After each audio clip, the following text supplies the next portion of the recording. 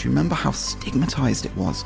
No one talked about it. Could you imagine telling your boss you were struggling with your mental health? People did have so many misconceptions about meditation. They thought it was either religious or connected to the counterculture or sit for hours and hours in an uncomfortable position. And we just wanted to let people know that that is not true. You can literally start with one mindful. Before we jump into this episode, I'd like to invite you to join this community to hear more interviews that will help you become happier, healthier, and more healed.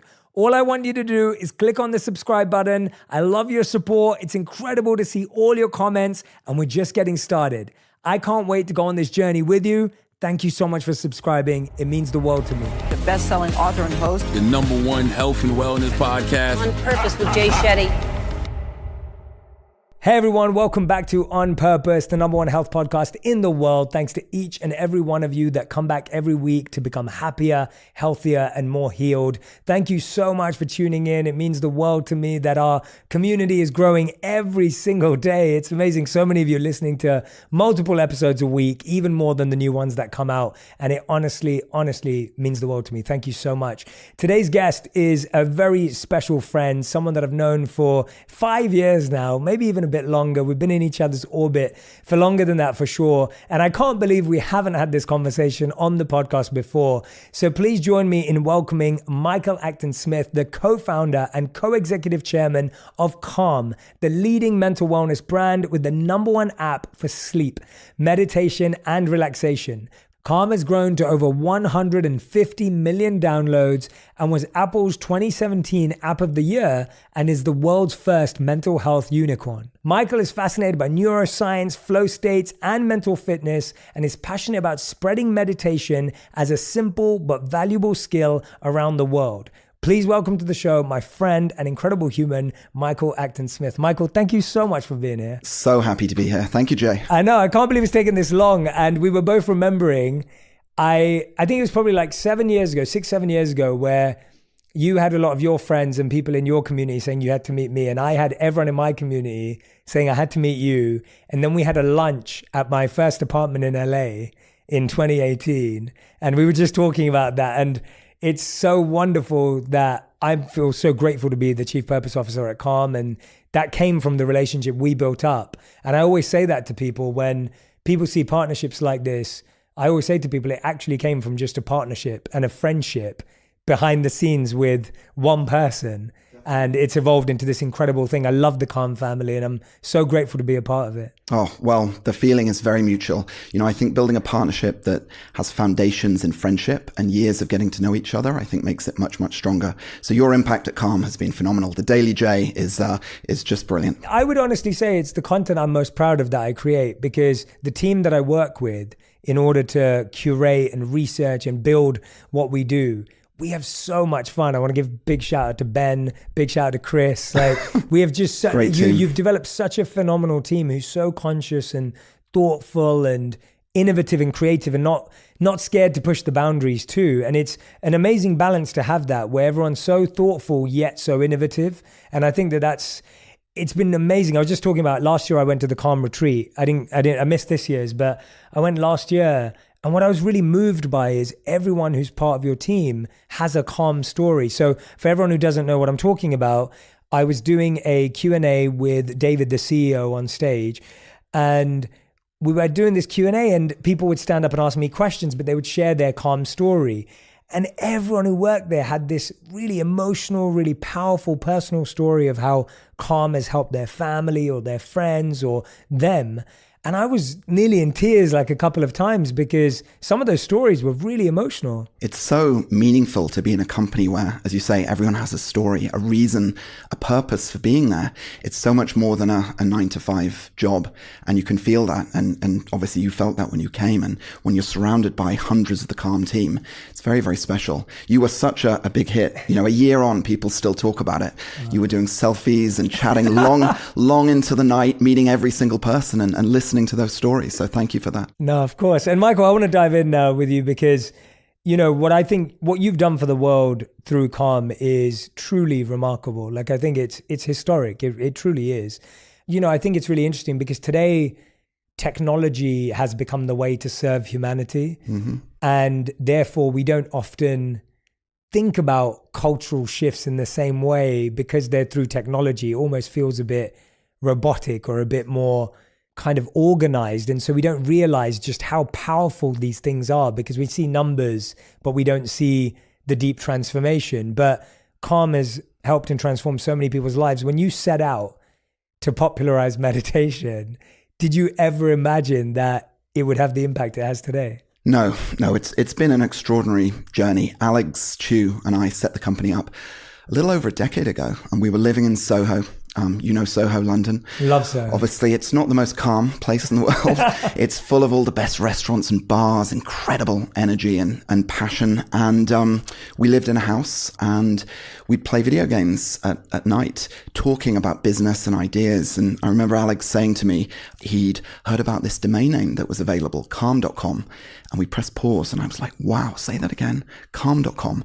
And I got goosebumps and just thought, what an incredible word, what an incredible brand we could potentially build. We felt that the world, could have been because we lived in Soho, but we felt the world needed more calm and it was just getting more anxious, more stress.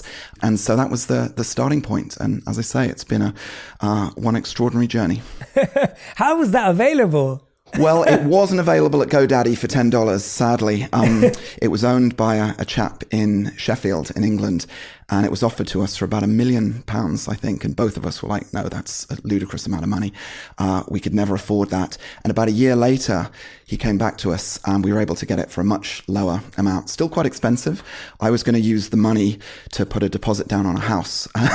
And we decided to buy a domain name with it instead, which my parents thought was a rather strange move. But we just thought there was magic in that word. And we felt Alex had been meditating for many, many years. He was a teenager who was very interested in consciousness and meditation and breath work. And so he was a little more into this than I was, and he brought me along. But I felt that we could build almost like the Nike of the mind. Could we take mental health? Could we take meditation and mindfulness and simplify it? Make it more accessible, sprinkle in a little bit of magic and joy and bring it to billions of people. Because these practices have been around for thousands of years. Pretty much every culture and religion has something similar. But it wasn't clicking, it wasn't resonating with society. And there was so much unnecessary suffering. There were so many issues. And we felt this could be a very, very powerful area to explore. So that was the little acorn that Calm blossomed into. Yeah. Have you meditated today, Michael? Did you meditate this morning? You know do you meditate what? Today, or? I take, some days I'm not able to do the daily Calm for 10 minutes. And instead, I take 3 mindful breaths before I leave the door. So that was what I did this morning. Yeah, that's beautiful. No, and I think that's what's really interesting about the way Calm's approach meditation. And I saw this obviously from an outside point of view until we joined forces. But when I was observing what Calm was doing, I was really, really admiring it because I felt it took such a broad-minded view to meditation, which I actually think meditation is as a practice. So even though you're saying you've simplified it and made it more accessible, which I agree Calm has, I actually think that is how meditation should be and is in reality. When you even look thousands of years ago, it was far more easy and accessible. It wasn't this mystical thing. And it's almost like as things come into the modern world, when they're older, we just kind of put this tag on them as being vintage or mystical or unknown. But the truth is that it was a part of society. It was a part of the way kids were raised and what they were taught at school. And so what even gave you the perspective to say, we feel that we're going to take this broad-minded view to meditation? Like you started with like sleep tales and stories. And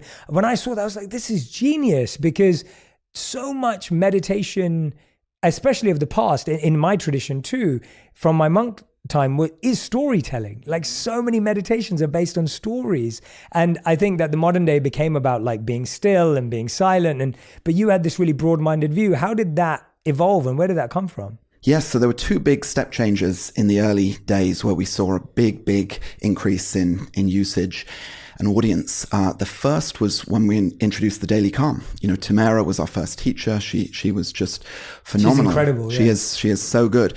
But before that, we just were encouraging people to meditate, listen to the same content every single day. That's hard. People are busy sitting down, and it just wasn't connecting with people. And the beauty of the Daily Calm is that it's different every day, and humans like variety. And they like storytelling, as you say. And Tamara would leave everyone with a beautiful quote. It would be memorable. People actually started, instead of thinking of it as a chore every morning, people would look forward to it. They'd talk about what they learnt in the Daily Calm, and they'd share it in the Daily Calm community. And so these ripples started to grow. So that was a big early shift. And secondly, the sleep stories. You know, we were looking at the data, and we realized that a lot of people were using Tamara's beautiful voice to fall asleep at night. And we were like, no, that's not what you're supposed to do. So we thought, what if we could create stories? We could take the bedtime story that's been around for forever, sprinkle a little magic on it, and create the sleep story. And so people think, oh, they're boring tales, they bore you to sleep, but it's not like that at all. There's a lovely curve of interest where you start in an engaging way. Your mind is probably whirring away with a lot of other things, and you're intrigued about this story.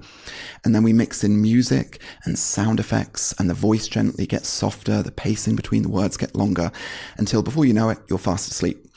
And sleep has been such a big issue. So many people knock themselves out with alcohol or sleeping pills. And this is just a delightful, joyful, simple way of drifting off every night. And it's now actually the biggest part of the app, because meditation, again, is not straightforward. Everyone goes to sleep every night. 8 billion people. That's a pretty big market to look after. Yeah, absolutely. And it's such a important part of our life to solve, right? Like, I think, the importance of sleep. When did you find that not only, of course, 8 billion people are going to sleep, but when did you find that, like, you looked at the studies on how important sleep is for our health and well-being? Like, how early did you kind of realize that was an issue you wanted to solve? So Matthew Walker's book, Why We Sleep, came out a few years ago, and I think society had a big awakening, excuse the pun, at that point around sleep, because before then, there was this view in society that, well, I'll sleep when I'm dead. The lack of sleep you got was almost a badge of honor in the workplace. And I think very importantly, that has changed. People get it now. It's not just part of your health and wellness. It's a foundation.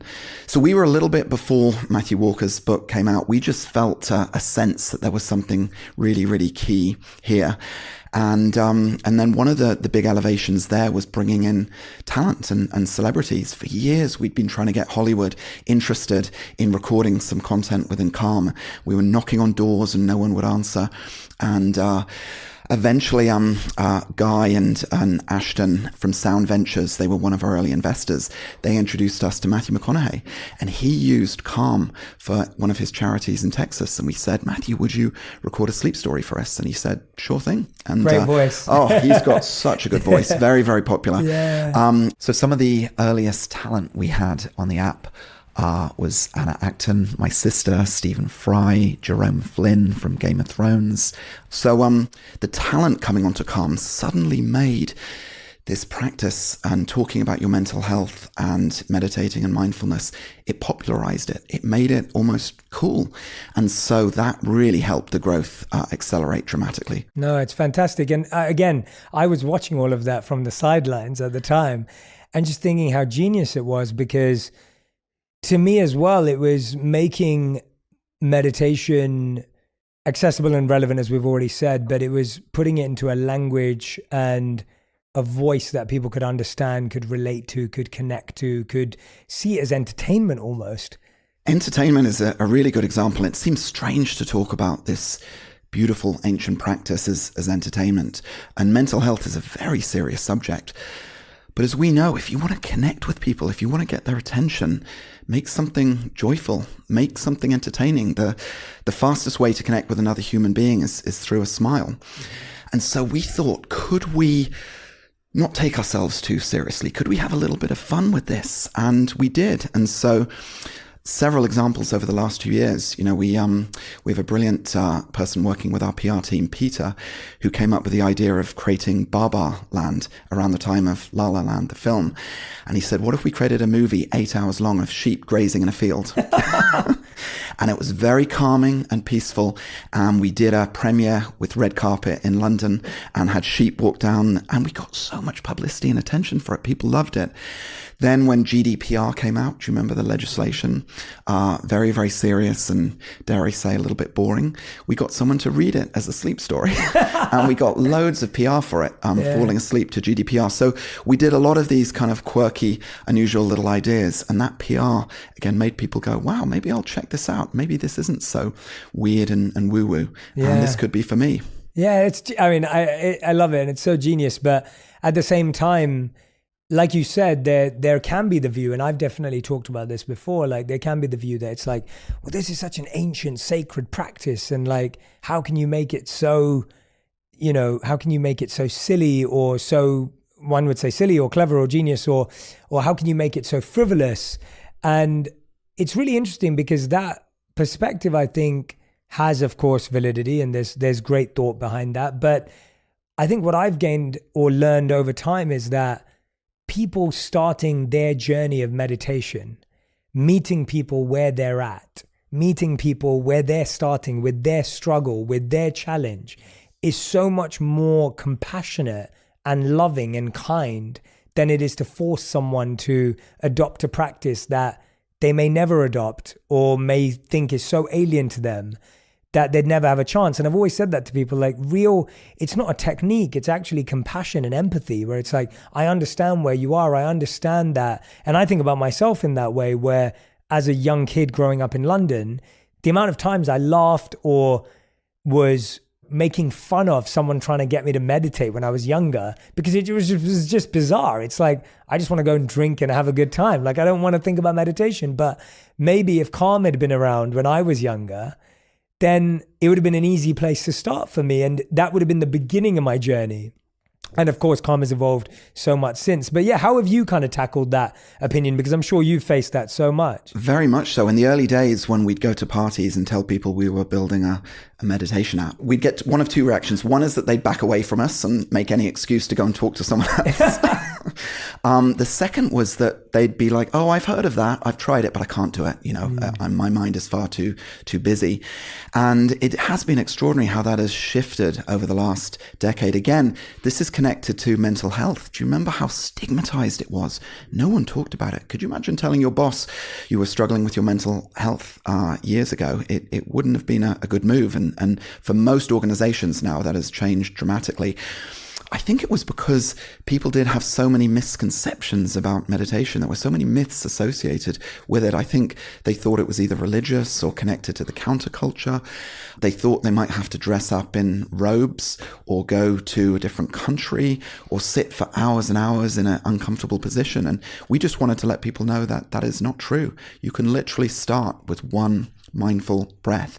If you don't have time to meditate for a minute or 10 or longer, literally start with one conscious mindful breath and then build your practice from there. Yeah, no, and I think that I'm hoping that, and I mean, we know it from the fact of the amount of people that have taken up to it, and it's been the beginning of their meditation practice and just where it's gone from them as well. But for you, what's it been like building the business of it? Because that's, obviously it's been over 10 years now. And I'm guessing that it's really interesting when you're building a meditation business, it doesn't mean you're not immune to burnout and stress and pressure. And that includes the team. It includes you. It includes, there's so many things that come up in business that don't help you be mindful, or on the contrary, where mindfulness can really help as well. So talk to us about that balance. Yes. So Alex and I love business. We love startups, taking crazy ideas and putting them out into the world. So this has been such a joy to work on. But even though we practice what we preach and we've learned a huge amount from Calm on this journey, we're not immune. And during the pandemic, we both really struggled. We were running the company over Zoom. We were on Zoom for 10, 12 hours, sometimes more, every single day.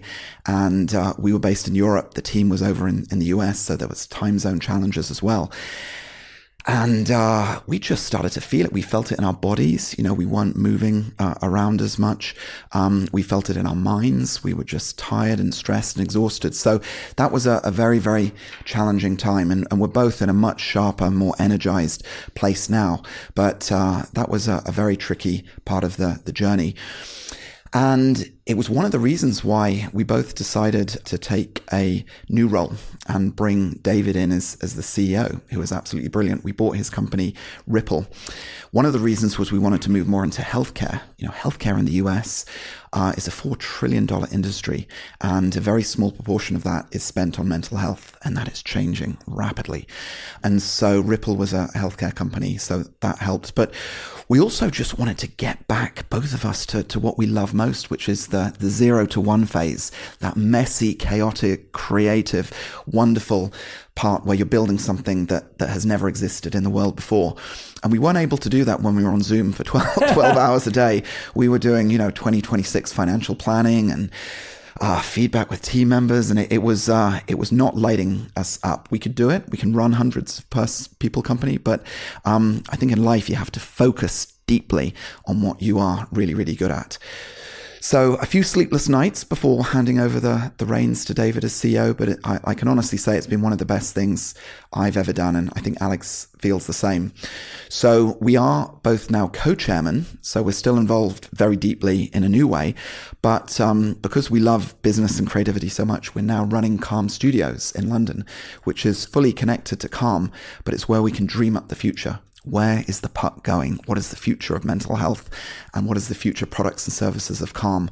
So that's what we're deeply involved in at the moment. I mean, that's so exciting. And it's such a beautiful example as well of just how detachment works, even in business, and knowing when it's okay to let go of something to create more space for something else.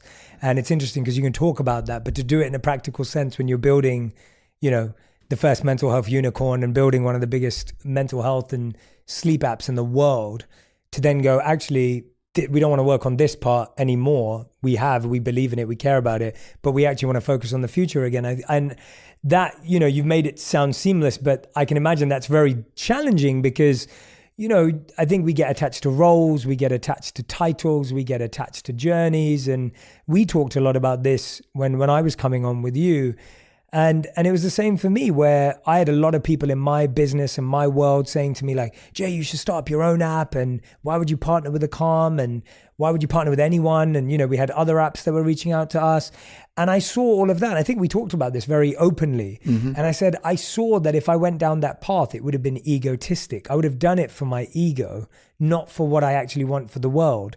And what I saw you doing was so aligned with what I'd want to do for the world. I was like, well, wouldn't I join forces? Like, isn't that what my meditation practice would want me to do? Where collaboration would be better than competition if you're trying to achieve the same goal for society. And so it's really interesting how, for me at least, I'm always looking for how am I still acting out of the same old mindset, even though I've been meditating for years. Am I still pulled by that? Or am I able to be self-aware and say, okay, and that was, one of the biggest reasons why I came on at Calm, because I was like, this is a mission I believe in. Obviously, I'm friends with the team, loved getting to know David now. He's fantastic. And I'm like, okay, I want to work for the world with people that I love and care about, for people that I want to serve and help, as opposed to live for my ego. And I'm guessing there's a bit of that. And when you go, yeah, I'm not going to be CEO anymore, even though I built this thing from scratch, but now I'm going to start again. I'm guessing there's a bit of detachment there. Is that accurate, or how would you put that in your words? Very, very, very accurate. And I think what you're saying is about focus as well. We can't do everything in life. You, like us, get asked to do a lot of different things, and you have to get good at saying no and know what is the elements that really light you up. What are the areas where you can have the biggest impact? And I think focus is so important for anyone listening, wanting to build something new.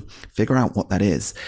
And don't be worried if you're not quite sure what that is. Take your time to find it. I use this phrase, when you want to create something new, take a step back. Often if you have the chance, not everyone has the luxury, but if you have the chance, go away on your own for a few days, clear your head, get into a new space, a new environment, and then marinate yourself in the areas that you're intrigued about. And what starts to happen is you start connecting dots that you might not have seen before. Watch documentaries related to what you're thinking about, read books and autobiographies, chat to people who are expert in this area, and suddenly the light starts to become brighter and it becomes clearer what you need to do. Now, that often doesn't happen, over a few days. It can take weeks, sometimes years. Every time I've started up a new company or a business, there's been a huge amount of work before day one, just thinking and planning. And then you just have this very strong foundation that you can build your skyscraper on top of.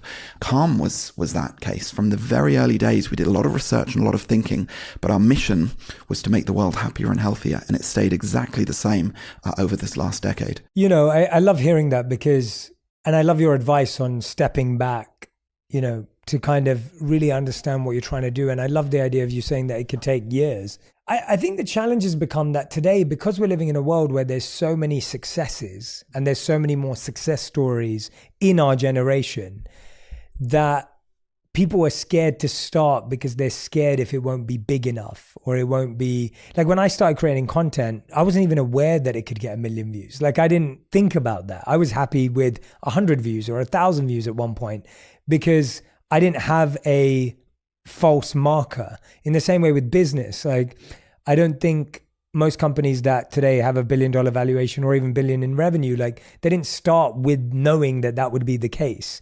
Maybe at one point it became a strategic plan or a focus to get there, but that's not how they felt on day one.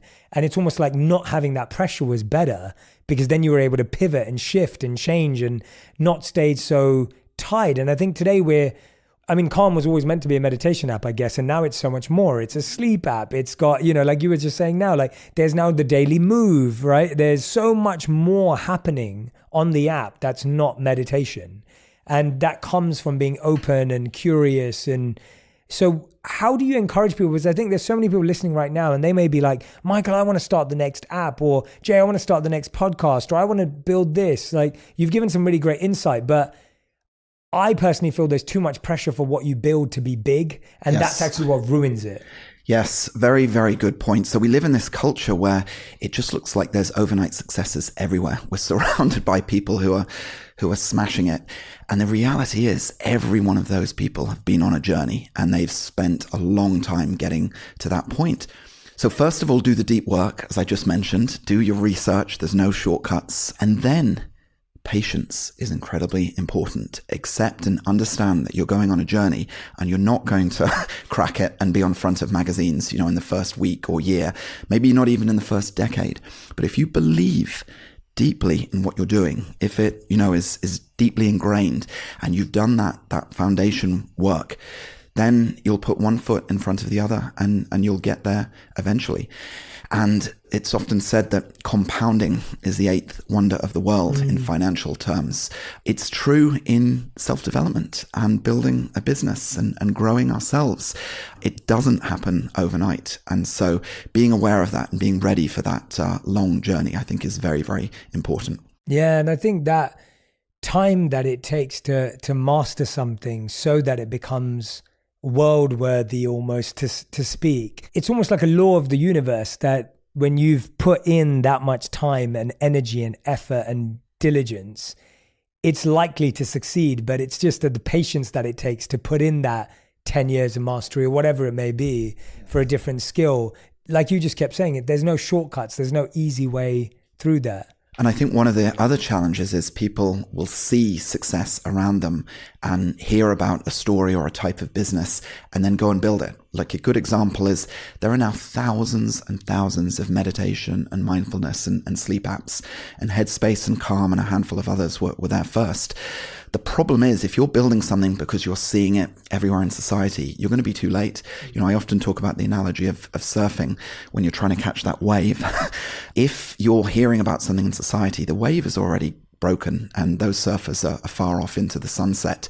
That's why you've got to do that work up front and figure out which wave is building in the distance, what's coming closer and closer. You also don't want to be too early, because you'll freeze to death before the sun comes up and before that wave ever gets to you. So timing is so crucial. But when you catch that wave, when you're ready, it's an extraordinary thing. And then, as I say, the compounding takes place. And we were very fortunate with our timing. And it was tricky in the early days because, as I say, no one was really talking about mental health or mindfulness. process. It took about half a decade before we were able to raise our Series A investment. But again, we had that very deep conviction that this was eventually going to happen. We just needed that patience, and we were building day by day, step by step, and then whoosh. It's been holding on to the rocket ship ever since. So would you say that process, because I love what you're saying there, and I think it reminds me of something that Rick Rubin was saying when he was here, and he was talking about from a music point of view, but creating art, and even with you, you're a great business person, and that's you've built companies before this as well. Like, you have a successful track record, but at the same time, whenever I talk to you, and this is I think why we get along as well, is because you're an artist at heart, and you're a creative at heart, I feel, at least. And what I'm hearing is that it's almost like you have to be so, like, when you talk about surfing, I'm terrible at surfing. I've only tried it once. Me too, by the way. Yeah. I was going to ask you. I was like, you sound like a pro right now. But when you think about surfing and you think about it's being so aligned with nature and being so aware, and you're so present and conscious about the air and the wind and the wave. And as you're describing it, it's almost like you've got to be so in tune to really know when to catch that wave. You're almost talking about it as if it's an intuitive art. Like, can you expand on that for us? Because that's really beautiful. And I think we almost talk about it through all the externals, like, where's the industry going and where's this? And that does work for sure, but I think what you're saying is actually far more of an artist conversation. Yeah, so surfing is a very mindful activity. You're out there in nature, and balance is important. So many different connections with meditation and mindfulness. And I feel that analog works with business as well. You can analyze stuff until you're blue in the face and look at every chart and projection. And sometimes you just have to step back and feel into it. What's the intuition? What is your gut instinct telling you about this opportunity? I listen very carefully to my mind and my body at 4 a.m. in the morning. That's a great signal when I'm waking up, and it alerts me to opportunity and trouble as well. I've built many businesses that haven't worked, and even though I may have been winning awards and being written about positively in the press, I'll wake up every night at 4 a.m. and my body will be saying, this isn't working, listen to me. And you can ignore that voice for only so long. So I think business is this just beautiful mix of data and analysis, very, very important. But when you combine it with magic and creativity and intuition, the center of that Venn diagram, I think, is where the biggest, most exciting opportunities are built. Yeah. What are some of the learnings that are coming out of Calm Studios? I'm fascinated now. As soon Studios. as you mentioned that, I was like, oh, that's amazing. I want to know what's happening there. Like, yeah, what are some of the key learnings or the key kind of curiosities that have already stemmed from that work? Well, next time you're in Soho, you must come and visit. I have to. And it's a tiny space. You wouldn't think this is, calm. That's the best though. It's very scrappy. We're barely a one pizza team. There's Sam and Ennis and Steve and me and Alex. And we're just having an absolute blast. So we've been thinking very carefully, as I say, about this marinating process and thinking deeply. We've been exploring a lot of different ideas. Psychedelics is such a fascinating area, and I think we could talk about that for hours and hours. I won't. No, we can. But that could hold a huge amount of promise for how we treat and support people with mental health. There's still a lot of research and science that needs to take place, but there's very early positive signs. So we explored the idea, could Calm step in and work here? And I think that may be something for the future. We've looked at going offline. Calm has 100 million downloads, but not that much presence in the physical world. And there's nothing quite like looking in someone's eyes or being in the same space with them. So how can Calm show up there? Could it be physical products? Could it be events and parties and creating communities around the world in different cities? Could it be a resort one day, the most relaxing, calm resort in the world? So we've explored that a little bit. But where we've kind of settled and where we're going deep at the moment is an area that has really caught the attention over the last year, which is artificial intelligence. Now, obviously, AI has been around for decades. We've had the deep learning revolution over a decade ago. ChatGPT caught the attention last December. So everyone's buzzing about it now, but we've been thinking about this for quite a bit longer and asking the question, how can these incredibly powerful silicon brains support our beautiful and fragile human brains? How can AI help humanity? So many different ways we're tackling that. Could AI be an amplifier and augment mental health professionals? Could it help onboard patients? Could it provide support 24/7 when you're not with a human therapist? The average time it takes to see a therapist in the US is about 6 or 7 weeks. When you need support, that's way too long. So could there be an intermediate step? And if you think of mental health as falling on a spectrum, apps like Calm are fantastic at the healthier end. But as you move into the sort of amber and orange and middle end, therapy becomes more valuable. But there's a big gap between an app like Calm, which is very proactive, and seeing a human therapist. Could AI play a role in that center point? So there's many different paths we're exploring there. I'm very curious to know what your thoughts are of AI, because I imagine you've had many conversations on this. I think we have a similar approach to things where I try not to get lost in the kind of negative news that stems around any new discovery, because I think we kind of do it constantly. And sometimes I find we make it harder to find usefulness and solutions through new technology that's happening anyway, as opposed to we get so distracted by like, well, these are the issues and this is what's going wrong and this is where it's going to destroy humanity, etc. And I think that those kind of headlines kind of steal the show, and they distract us from saying, well, actually, this is happening anyway, whether you like it or not. It already exists. How can we now make sure that as humans, we are benefited by it and that it helps us and supports us by analyzing the potential challenges and coming up with solutions, rather than going, oh God, it's the same thing we did with the internet. I'm sure it was the same thing that was done with TVs back in the day. It was the same thing we did with social media. And it's kind of tiring because we kind of still having those same conversations. And I'm like, look, no one's going to stop using social media. No one's going to stop using their phones. Let's stop talking about that as the ultimate solution to helping people with this. And the same with AI. People are using ChatGPT already. And like you said, AI has been around. So I think when I think about AI, I personally think about it in a similar way to you're saying. So I've always wanted the idea of people to have a coach in their pocket. Mm-hmm. So if people were able to get not only reminders, which is what our phones do already, but they're reminders that you have to put in. But I've always had this feeling of like, if your body can notify your coach of what you need without you knowing it, and then your coach could then prescribe you, whether it's content, food recommendations, diet recommendations, supplement recommendations, it would make it so much more seamless and easy, because I think for so many of us, we don't actually know how we feel. And unless you're looking at data and unless you're looking at what's actually happening in the body. So to give you an example, for me, a couple of years ago, I was feeling fatigue and low energy. And I couldn't figure it out because I thought I was sleeping well, I thought I was eating well, and I thought I was working out. So I was doing all the right stuff. And it was only when I got my vitamin D levels checked where I realized that my vitamin D level was at a 10. Supposedly healthy is around 60 and like great is like 100. And I'm at 10. And I'm living my current level of lifestyle just 2-3 years ago. And without that piece of data, I wouldn't have known what the problem was. And I would have diagnosed the problem as, well, maybe there's something going wrong up here. Maybe I'm not working out enough. Maybe I'm not eating enough greens. You just make stuff up. And so I think a data level approach that AI could help measure, but then AI could help find solutions for, to me is very exciting, because I think when humans are left to diagnose their own issues, I think we cause more issues and cause more stress. And stressing about stress is, we both know, is not healthy. So I love the gaps that AI can fill. So I've been testing a NutriSense glucose monitor just because I've been fascinated by glucose levels and how keeping steady glucose levels is healthier for us.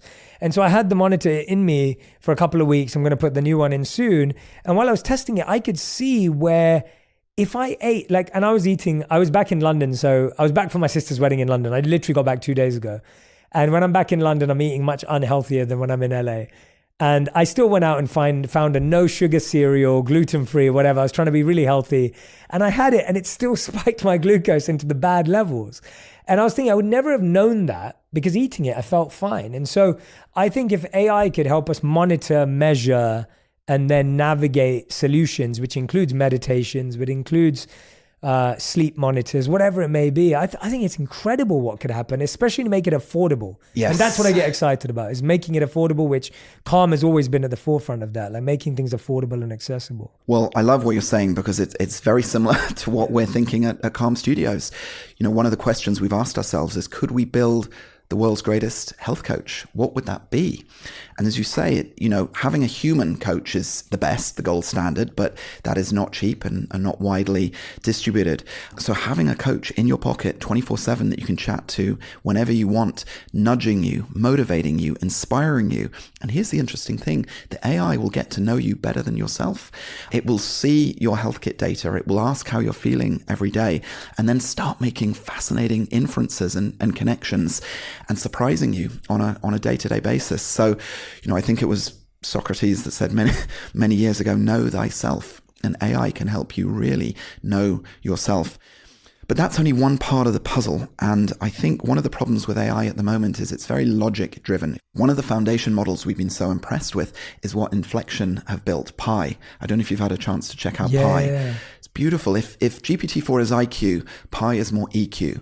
It's like chatting to a really thoughtful friend. It asks you questions. It keeps the conversation flowing. It's very compassionate and empathetic. And that's the essence that we want to capture with what we're doing.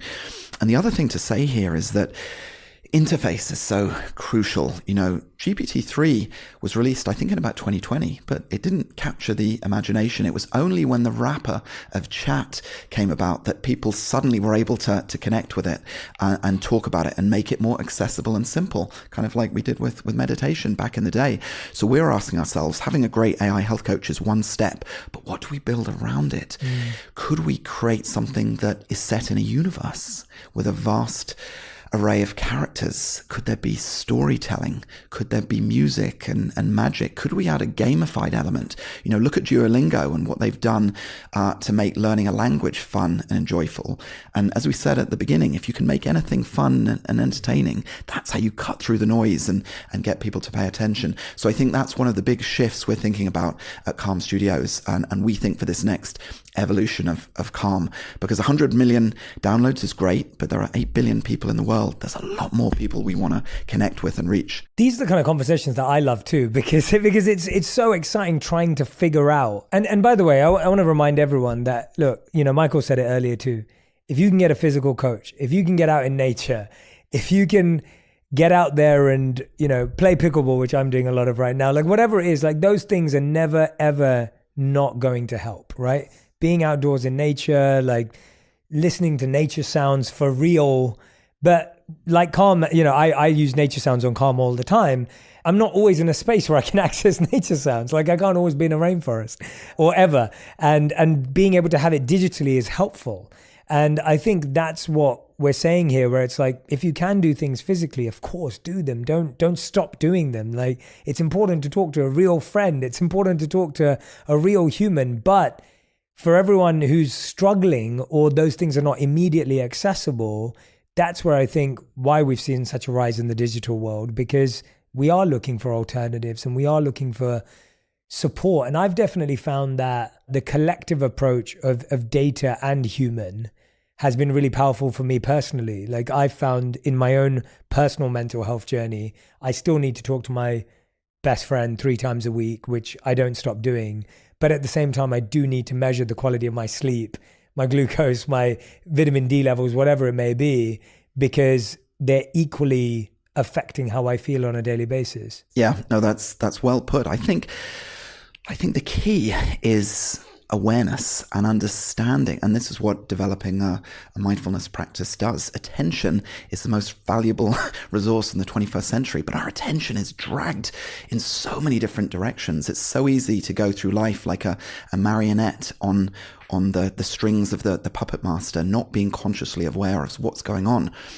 But if you can catch yourself, if you can build a practice and know where your attention is going, you can put it where you want. So you can spend time in the digital world and on social media and watching Netflix and all these things that do bring value to our life. But you catch yourself and don't overdo them and suddenly find yourself 3 hours later after using TikTok.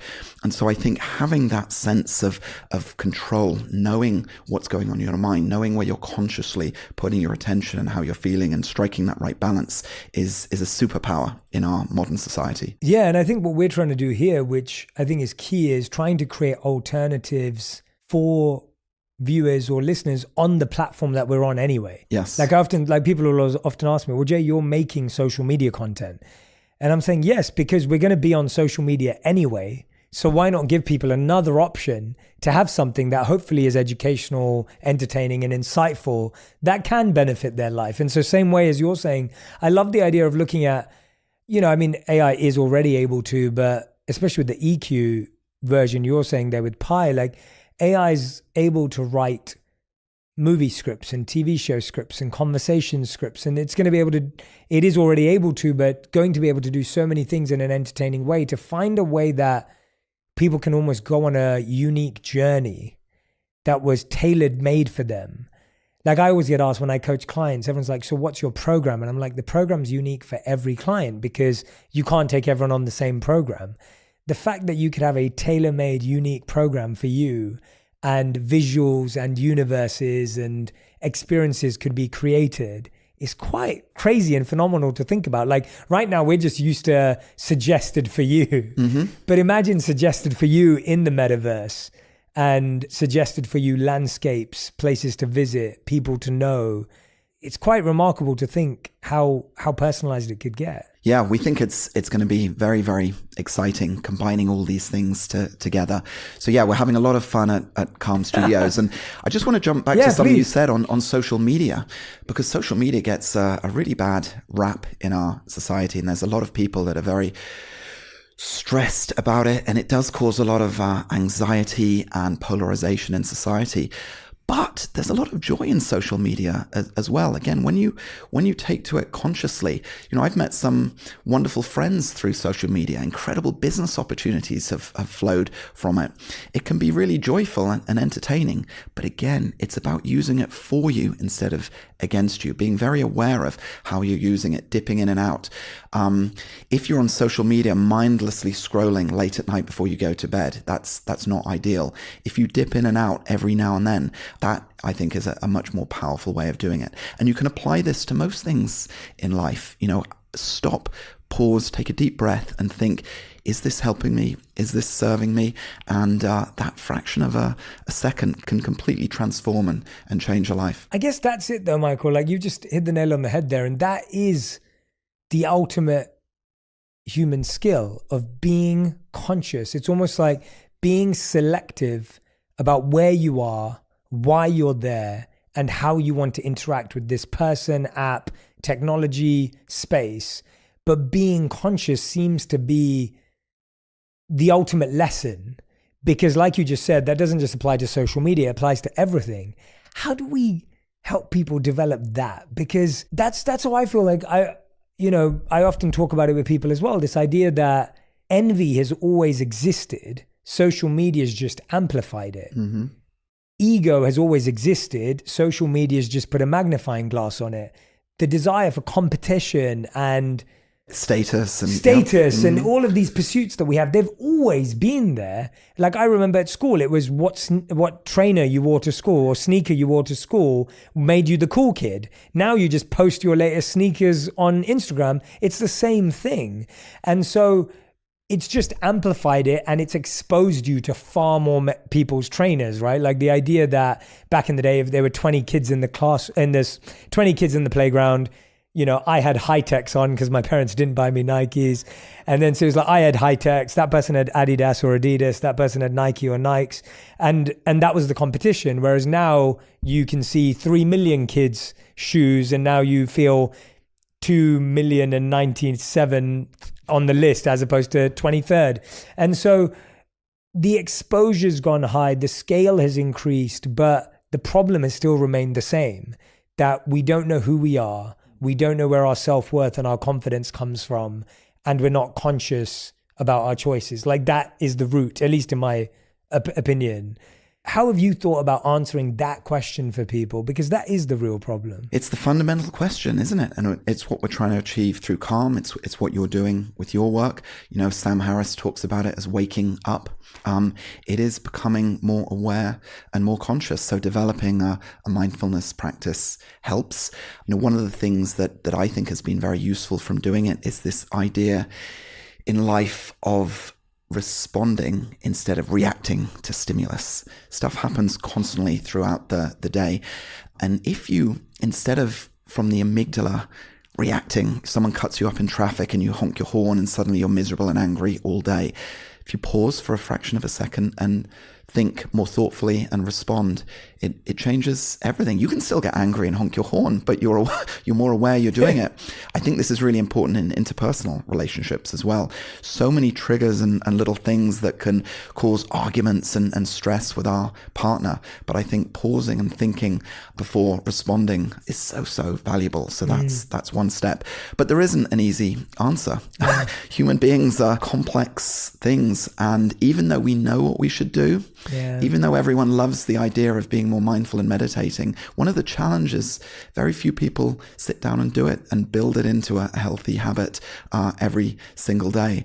And so this is why what we're doing at Calm is a lifelong journey, you know, decades of work ahead of us. I agree with you. And I think it's also just, I really would love for everyone to step back and look at their decisions and choices thus far in life and ask themselves why they chose those things and what was their value behind that choice. And almost kind of go backwards as far as you can and figure out what made you do something. And most people will track it back to parents, society, or hopefully some of the things will be things that they really value.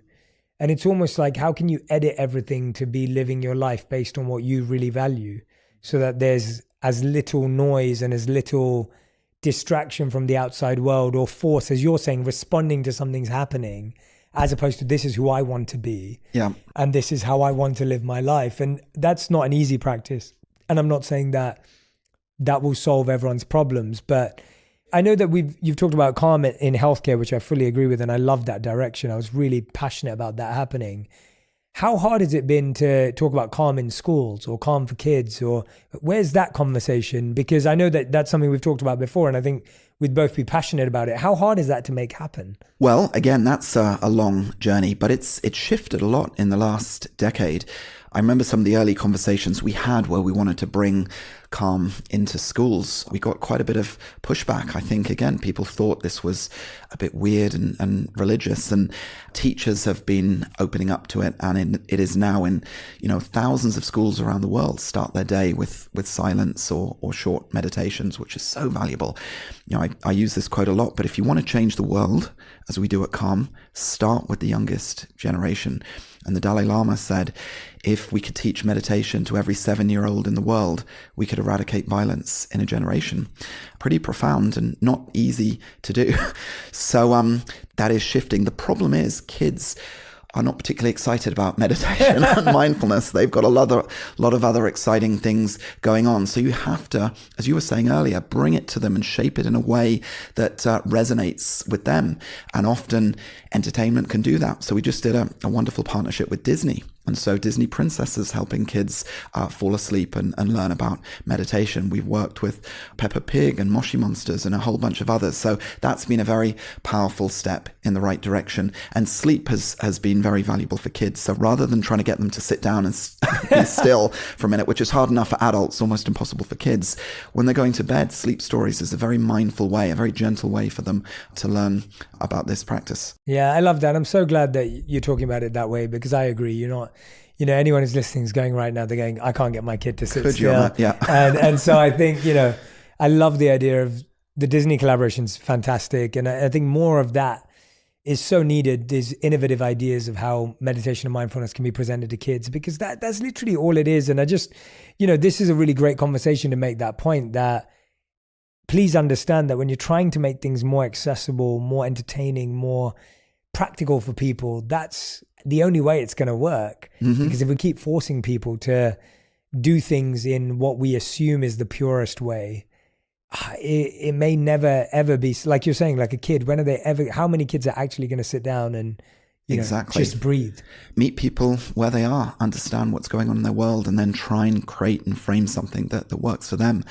For anyone listening who is thinking about, their big idea, what their purpose in life is going to be, one thing that I found very helpful is take something that is already successful, whether it's today or in decades past, and then put a twist on it, a tweak. And if you look at some of the biggest successes of all time, that kind of is what's going on. It's a pattern that human beings have done again and again and again, but with a little tweak. So it's familiar, but it's got that newness and uniqueness. And if you can find that no one else has done before, as I say, lean into it, do your research, be patient, and you can have a phenomenal success. I love it. Michael, thank you so much for today. This has gone in so many different directions than what we planned, but it's been so fun talking to you. Oh, likewise. And I'm so glad that I'm hoping that anyone who's listening and watching, you've gained a bit more insight into how you can kind of tune into that voice that you've got within you to be creative, to be reflective, to be introspective. And you found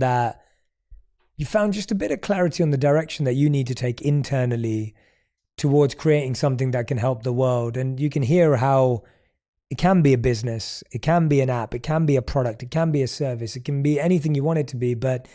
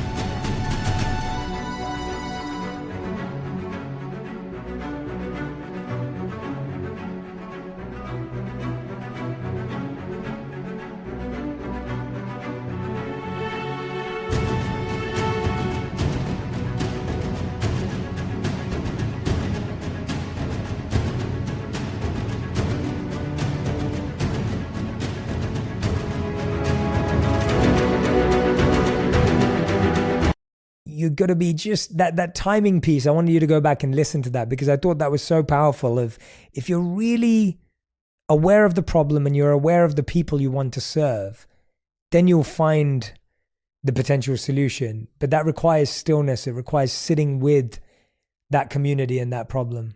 I think just to jump in here, I think please. you said something so important, listening to that inner voice. And what we're very good at human beings at doing is distracting ourselves. As we said earlier, there's so many distractions and we mask what we really need to hear with alcohol and drugs and Netflix and a ton of other things. How often are we really truly in solitude and alone and listening to ourselves?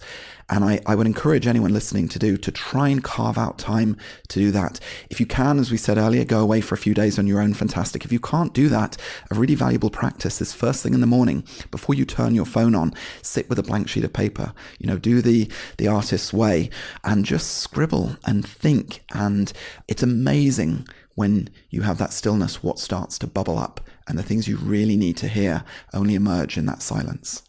That's beautiful. Michael, is there anything you want to add, anything I haven't asked you that's on your heart or mind, or oh my goodness, we could talk for hours, Jay, but I think this was a pretty good this is pretty good conversation. I love this. Thank you. So do I. No, I loved it too because we totally got lost in a real conversation, and that's always the best ones. But everyone who doesn't already, make sure that you follow Michael. Michael, where should people find you? If they want to follow you and follow your work, where would you like them to go? I'm Acton on Twitter. I'm Michael Acton on Instagram. I'm not as active on social media as I used to be, but I dip in and out every now and then.